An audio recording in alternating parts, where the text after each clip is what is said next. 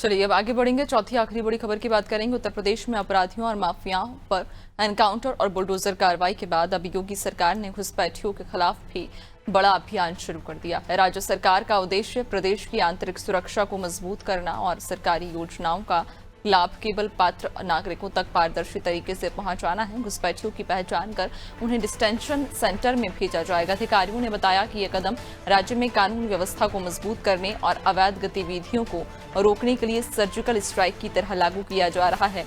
CM Yogi Adityanath के नेतृत्व में यह अभियान कतई बर्दाश्त न करने की नीति के तहत किया जा रहा है। सरकार का कहना है कि इस योजना से केवल पात्र व्यक्ति ही सरकारी योजनाओं का लाभ उठा पाएंगे। घुसपैठियों के कारण होने वाली समस्याओं को समाप्त करने और योजनाओं के लाभार्थियों की सही पहचान सुनिश्चित करने के लिए ये कार्रवाई महत्वपूर्ण है।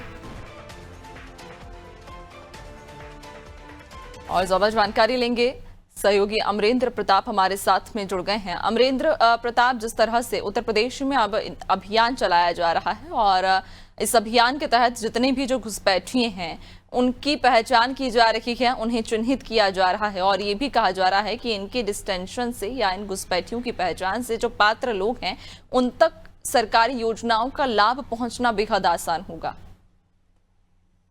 देखिए, कुल मिलाकर उत्तर प्रदेश की सरकार ने मुख्यमंत्री योगी आदित्यनाथ के निर्देश, जो प्रशासनिक अमला है, जो पुलिस फोर्स है, उन सब ने घुसपैठियों का चिन्हीकरण एक मिशन मोड में शुरू कर सरकार की योजना है। और योजना के साथ साथ सरकार का जो पूरा प्लान है वो ये है कि उत्तर प्रदेश में जितने भी लोग ऐसे रह रहे हैं जिनके रहने के कारण और कारक उचित नहीं, उनको डिटेंशन सेंटर में रखा जाएगा।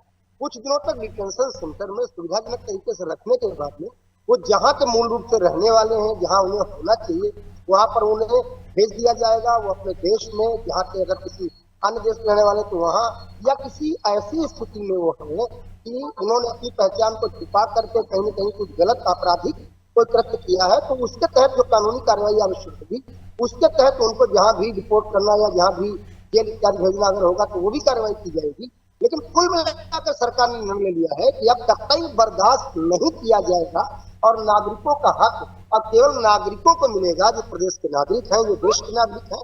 और सरकारी जो सुविधाएं हैं उनका लाभ, सरकारी जो योजनाएं हैं उनका लाभ केवल उनको मिलेगा जिनको लाभ मिलना चाहिए, जो प्रदेश में रहने वाले, प्रदेश के शहरी, प्रदेश के ग्रामीण वास्तव में इसके लाभार्थी हैं, वास्तव में इसके हितग्राही।